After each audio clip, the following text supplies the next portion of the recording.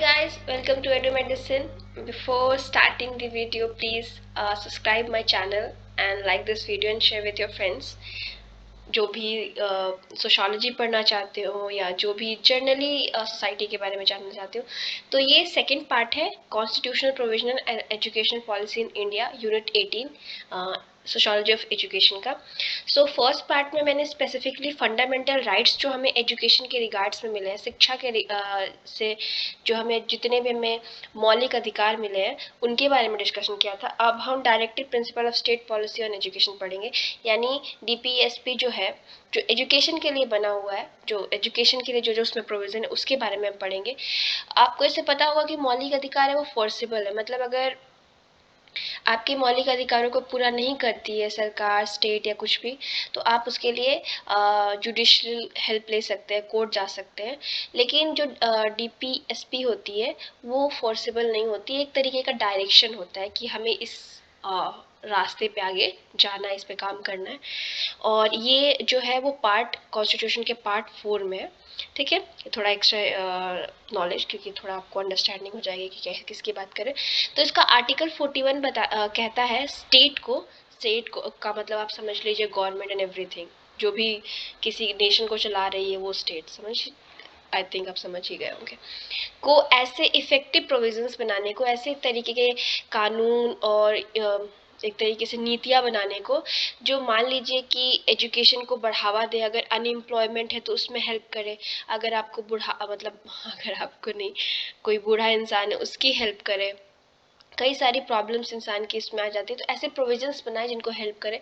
तो मनरेगा आप इस सेंस में ले सकते हैं, स्टेट ने मनरेगा जैसे कई सारे डिफरेंट डिफरेंट योजनाएं बनाई हैं। आर्टिकल 45 जो है उसमें बात करते हैं कंपलसरी एजुकेशन की, जो कि हमको आर्टिकल 21 में 21A में राइट टू एजुकेशन, शिक्षा के अधिकार में हमें मिल चुका है। तो एक तरीके से ये बेसिकली रूल था कि जब कॉन्स्टिट्यूशन बनेगा उसके कुछ टाइम बाद हम फ्री एजुकेशन देना शुरू करेंगे।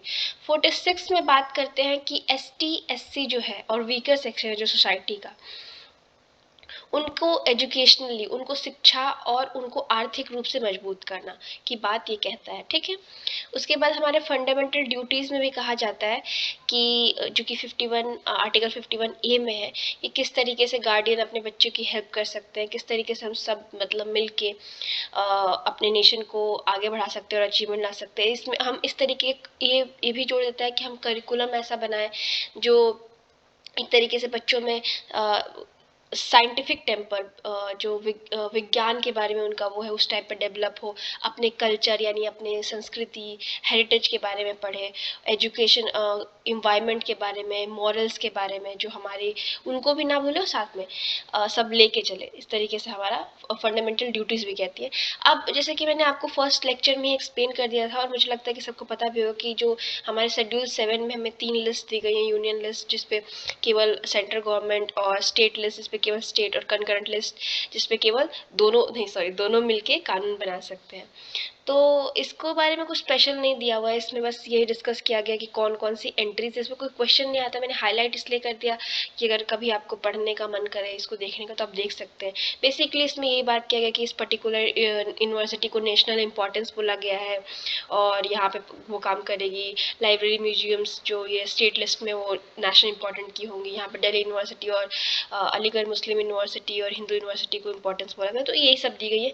ये एक्चुअली इस पे क्वेश्चन आते नहीं है। ठीक है, उसके बाद ये लैंग्वेज और कल्चर के बारे में जो है आर्टिकल 51 बोलता है, और ये जो आर्टिकल 343 है वो ऑफिशियल लैंग्वेज के बारे में बात करता है।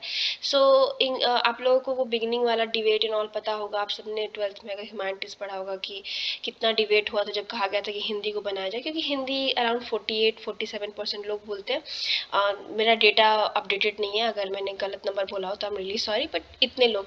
उसके अलावा हमारे कंट्री में 22 मेजर लैंग्वेजेस है जो बोली जाती हैं, तो ये डिबेट था अभी। तो उन 22 लैंग्वेजेस को, हिंदी इंक्लूडिंग, हमारे पास शेड्यूल 8 में हमें 22 ऑफिशियल लैंग्वेजेस दी गई हैं। ठीक है, तो वो 22 हमारी ऑफिशियल लैंग्वेजेस हैं और उसमें से कोई भी लैंग्वेज आप ऑफिशियल वर्क के लिए यूज़ कर सकते हैं। ये लैंग्वेज हिंदी पे स्पेसिफिकली लिखा हुआ है, मे भी पुराना है इस वजह से।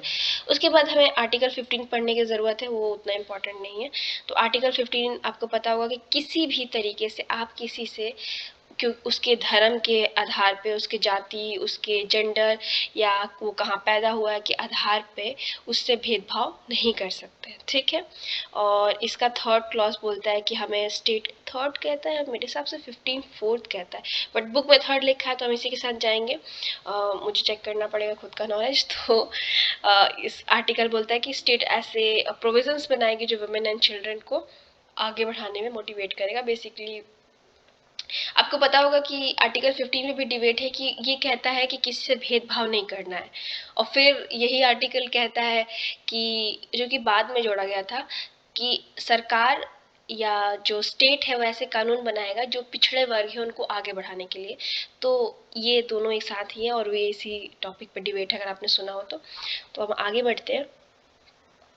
तो आपको पता होगा कि हमारे पास ये कॉन्स्टिट्यूशन के प्रोविजन के अलावा कुछ पॉलिसीज और कुछ कानून टाइप के भी हैं हमारे पास। तो ये कुछ कमीशंस हैं, कुछ एक तरीके से आप समझ लीजिए। आई एम रियली सॉरी, थोड़ा बैकग्राउंड का नॉइस ज़्यादा ही आ रहा है, वो वीडियो में ना है।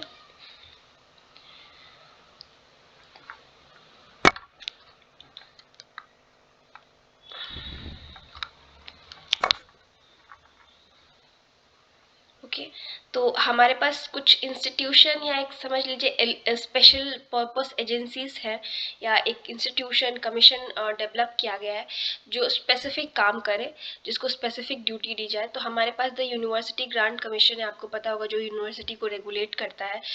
यूनिवर्सिटीज़ कैसे चलेंगी, यूनिवर्सिटीज़ के क्या रूल एंड रेगुलेशन होंगे, कब क्या होगा, या ईयरली क्या तरीके का वो फॉर्म, मतलब ईयरली हम लोग का वो निकलता है, आपने देखा होगा यूनिवर्सिटी का कब खुलेगी, कब बंद होगा, कब एग्जाम्स होंगे, ये सब ये डायरेक्शंस देती है। बेसिकली ये हायर कमीशन है फॉर यूनिवर्सिटी।